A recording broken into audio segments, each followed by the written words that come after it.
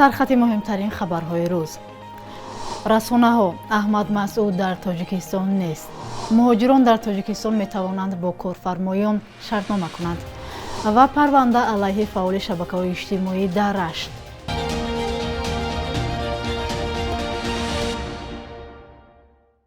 سلام بیننده‌های عزیز، خوش آمدید به برنامه نوید بامدادی از رادیوی آزادی. من شهلای عبدالله.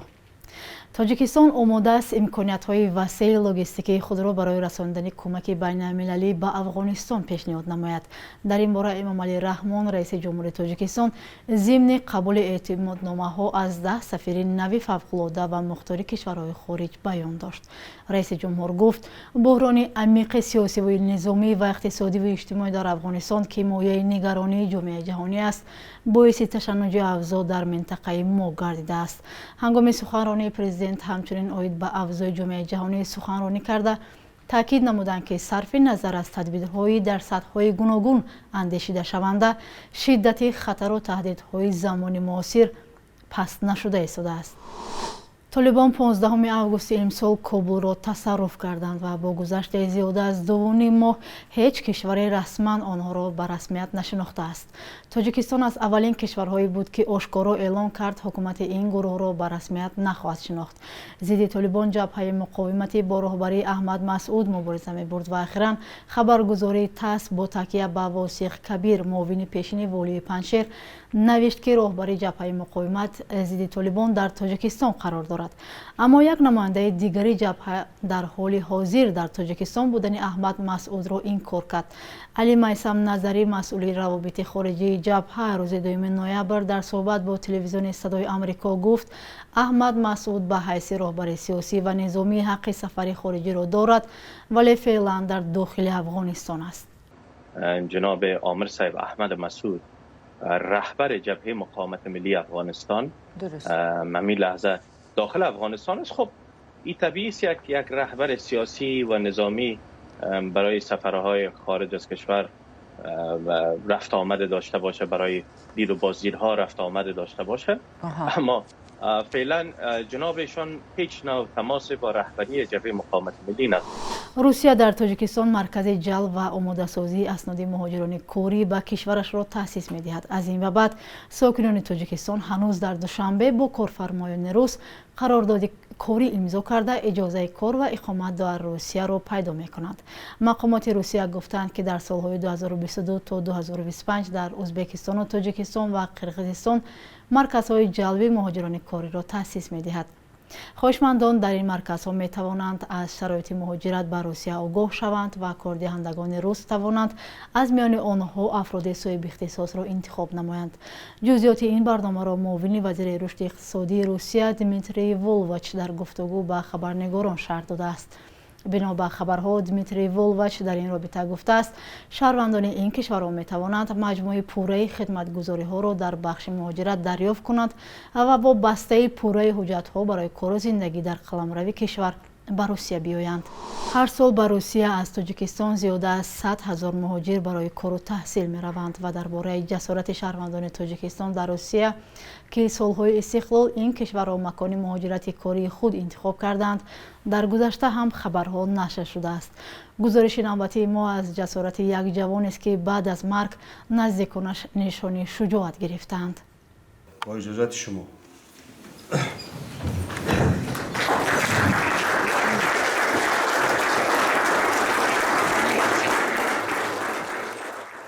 نشان شجاعت حاجی مراد قلندرов را بعد مرگ او به پدرش تقدیم کردند. در مراسمی که در مکتب زادگاهش در جماعت راحتی ناحیه رودکی برگزار شد، از وی یک جوان شجاع یاد کردند.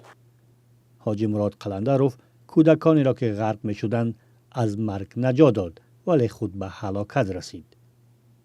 وی همگی 18 ساله بود و اکنون به شهر اوفای روسیه آمده بود تا در دانشگاه اگرری آن تحصیل کند. ماه ایون سال گذشته او با دوستش در ساحل دریای بیلایه سیر میکرد که دو نورس را دید که غرق میشدند.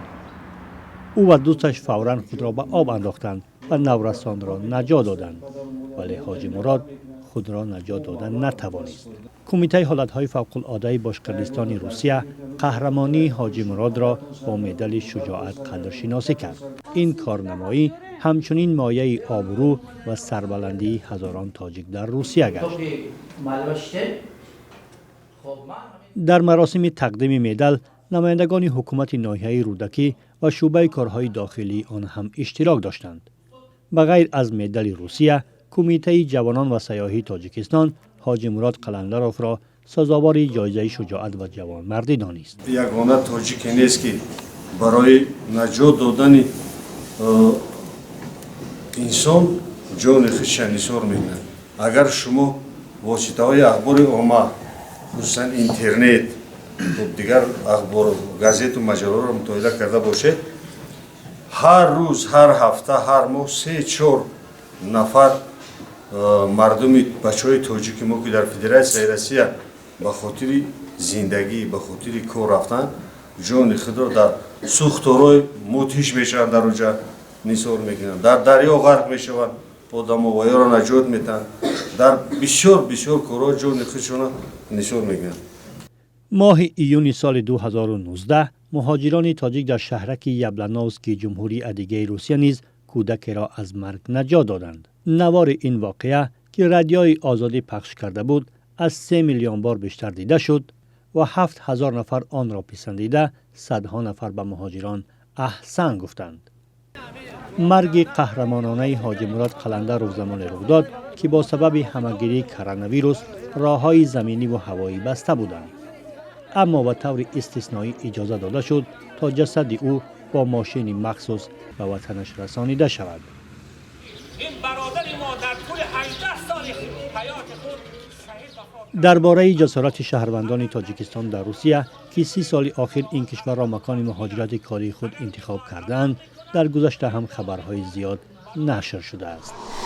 با ضد جنایدالله خدایورف فعال شبکه‌های اجتماعی پرونده نو گشودند. شعبه کارهای داخلی ناحیه رشت او را به اوباشی متهم کرده به تحقیق آغاز نموده است، اما خدایورف این را بی‌اساس می‌داند.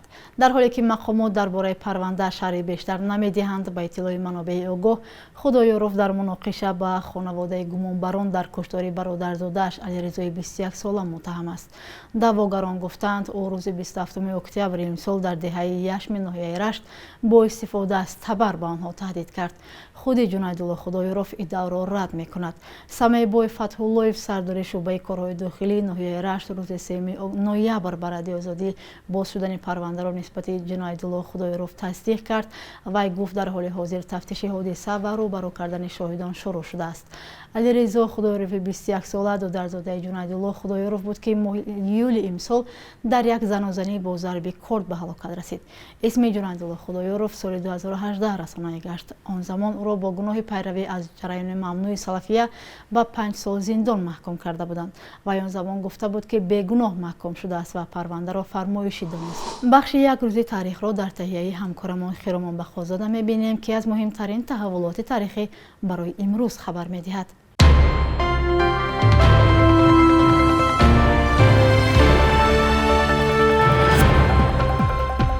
4 ноябри соли 1938 дар қаламравҳои ҷанубу шарқи тоҷикистон дар масоҳати наздики 50 000 гектар замин мамнӯъгоҳи бешаи палангон таъсис шуд, ки зери ҳимояи давлат гузашт.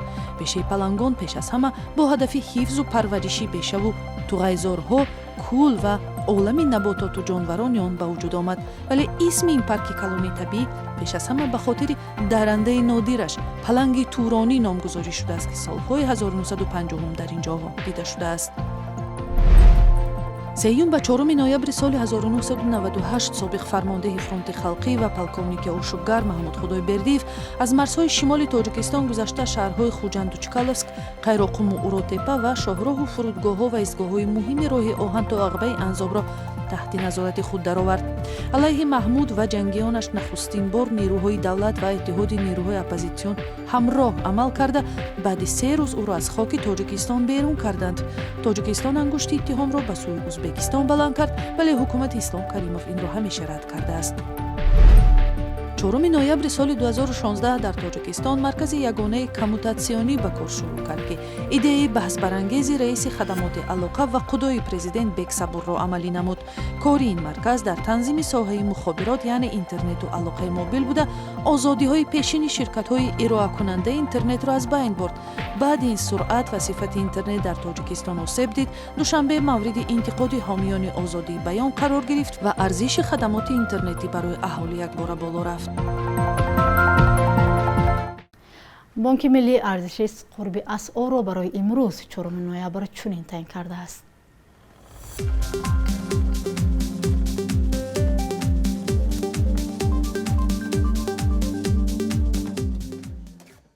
бинандагони азиз, ин буд барномаи навиди бомдодӣ. То барномаи баъди, худо нигаҳбонатон.